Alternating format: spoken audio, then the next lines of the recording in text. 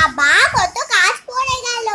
ওরে আমি বিয়ে খেতে গেলাম, তাড়াতাড়ি চলে আসবে। কি সেজেছো, অনেক বেশ লাগছে তো তোমাকে। হ্যাঁ বসো বসো। মেকআপ সেজেছো, আমাকে একটু বলো না।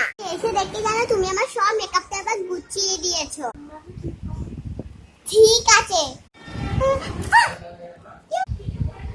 মাকে বলবো?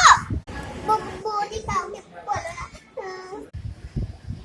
তুমি শাড়ি শাড়ি পরে শর্ট ড্রেস পরে গিয়েছিলে? সরি সরি বৌদি সরি। ঠিক আছে ভোর 4টে বাড়ি যাও, ঘরে যাও।